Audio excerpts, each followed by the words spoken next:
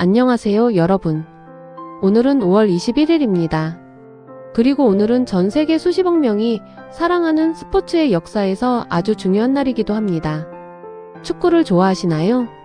월드컵이 열릴 때마다 밤을 새워 응원해본 기억이 있으신가요?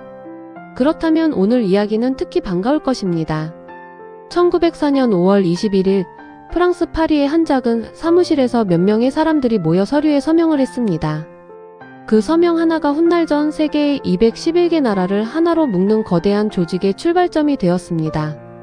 바로 국제축구연맹 FIFA의 탄생입니다.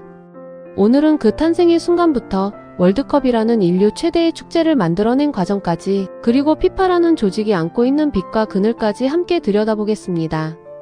20세기가 막 시작되던 무렵 축구는 이미 유럽 전역으로 빠르게 퍼져나가고 있었습니다. 영국에서 태어난 이 스포츠는 프랑스, 벨기에, 네덜란드, 스웨덴, 덴마크, 스위스까지 들불처럼 번졌습니다. 나라마다 리그가 생겼고 국가대표팀이 꾸려지기 시작했으며 자연스럽게 나라 간 경기도 늘어났습니다.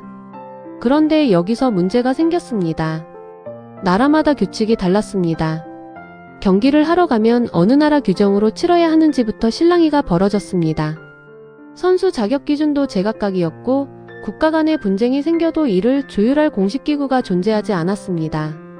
그리고 또 하나 묘한 상황이 있었습니다. 축구를 처음 만들고 세계에 퍼뜨린 나라는 영국이었습니다. 그런데 바로 그 영국이 국제기구 창설에는 다소 소극적인 태도를 보였습니다. 이미 자신들이 세계 최고라는 자부심이었을까요? 아니면 다른 나라들과 규칙을 통일하는 것 자체를 달가워하지 않았던 걸까요? 어쨌든 결과적으로 대륙의 나라들이 먼저 손을 잡기로 했습니다. 그렇게 1904년 5월 21일 파리에 6나라의 대표들이 모였습니다. 프랑스, 벨기에, 덴마크, 네덜란드, 스웨덴, 스위스. 여기에 스페인도 함께하고 싶었지만 당시 스페인에는 아직 공식적인 국가축구협회가 없었습니다. 그래서 스페인의 한 클럽이 국가 대신 서명에 참여했습니다. 사정이 급하면 클럽도 나라 대표가 되는 시절이었죠. 이날 탄생한 조직의 이름이 바로 국제축구연맹 FIFA였습니다. 초대 회장으로는 프랑스의 언론인 로베르 게랭이 선출되었습니다. 대단한 출발처럼 보이지만 솔직히 말씀드리면 당시 조직의 규모는 매우 작았습니다. 회원협회는 고작 몇 개, 예산도 넉넉하지 않았고 공식 국제대회도 없었습니다. 그야말로 씨앗 하나를 심은 것에 가까웠습니다. 그러나 씨앗은 자랐습니다. FIFA는 이후 국제 축구 경기의 규칙을 통일하고 국가 간 분쟁을 조율하며 점차 세계 축구의 중심기구로 자리를 잡아나갔습니다. 본부도 창설지인 파리를 떠나 스위스 취리히로 이전했습니다. 취리히는 오늘날까지 FIFA 본부가 자리한 도시입니다. FIFA의 역사에서 가장 중요한 전환점을 꼽으라면 단연 월드컵의 탄생입니다. 1930년 FIFA는 역사상 최초의 월드컵을 개최했습니다. 대회 개최지는 남아메리카의 우루과이였습니다. 우루과이가 선택된 데는 몇 가지 이유가 있었습니다. 우루과이는 1924년과 1928년 올림픽 축구에서 연달아 우승한 강팀이었고 무엇보다 대회 운영 비용 전액을 스스로 부담하겠다는 조건을 내걸었습니다. 당시 대공황으로 세계 경제가 흔들리던 시절이었으니 이 조건이 결정에 꽤 중요한 역할을 했다고 역사학자들은 봅니다. 첫 월드컵에는 13개 나라가 참가했고 결승에서 우루과이가 아르헨티나를 꺾고 초대 챔피언이 되었습니다. 규모는 지금과 비교할 수 없이 작았지만 이 대회는 훗날 인류 역사상 가장 많은 사람이 동시에 지켜보는 스포츠 이벤트로 성장할 월드컵의 첫 발걸음이었습니다. 그런데 흥미로운 사실이 하나 있습니다. 축구를 세상에 처음 선보인 영국은 이 초대 월드컵에 참가하지 않았습니다. 영국이 월드컵에 처음 출전한 것은 1950년 브라질 대회였습니다. FIFA 창설에 소극적이었던 것과 비슷한 맥락이었습니다. 축구를 만들어낸 나라가 세계대회에는 한참 늦게 나선 셈이죠. 월드컵은 이후 4년마다 열리며 세계 축구의 가장 중요한 행사로 자리 잡았습니다.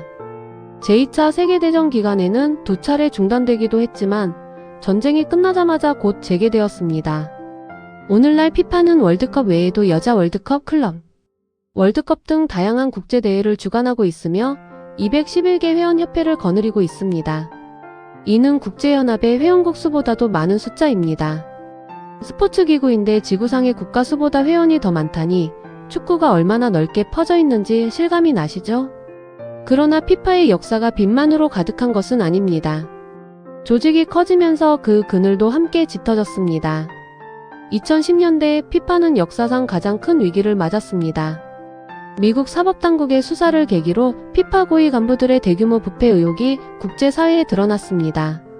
월드컵 개최지 선정 과정에서의 불투명한 거래, 거액의 뒷돈 수수 의혹이 줄줄이 터져나왔습니다. 수십 명의 전현직 임원들이 기소되거나 조사를 받았고 당시 회장이었던 제프 블라터는 결국 사임했습니다. 세계 축구를 이끌어야 할 기구가 오히려 세계적인 비리 스캔들의 중심에 선 순간이었습니다. 이 사태는 피파 개혁 논의에 불을 지폈습니다. 운영 투명성 강화, 개최지 선정 방식 개선, 재정 공개 확대 등이 의제로 올랐습니다.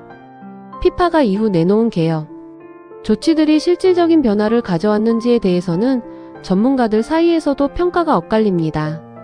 한편 축구의 세계화 자체를 둘러싼 시각도 나뉩니다. 피파가 축구를 매개로 국가와 문화 간의 교류를 촉진하고 스포츠의 보편적 가치를 확산시켰다는 긍정적 평가가 있는 반면 막대한 상업 자본과 정치 권력이 축구를 지나치게 지배하게 되었다는 비판적 시각도 있습니다. 두 시각 모두 일정한 근거를 가지고 있으며 피파의 역사는 스포츠와 정치, 경제가 복잡하게 뒤얽힌 이야기라고 보는 것이 정확합니다. 1904년 파리의 작은 사무실, 7나라의 대표들이 남긴 서명 하나. 그것이 출발점이었습니다. 그로부터 120년이 지난 지금 피파가 주관하는 월드컵은 전 세계 수십억 명이 동시에 지켜보는 지구 최대의 스포츠 축제가 되었습니다. 나라가 달라도 언어가 달라도 문화가 달라도 공 하나를 따라 함께 웃고 울 수 있다는 것. 어쩌면 그것이 1904년의 사람들이 작은 사무실에서 꿈꾸었던 것이자 오늘날 우리가 축구에서 여전히 찾고 있는 것인지도 모릅니다. 5월 21일 피파의 생일을 기억하면서 오늘도 어딘가에서 공을 차고 있을 수십억 명의 사람들을 함께 떠올려 보시는 건 어떨까요?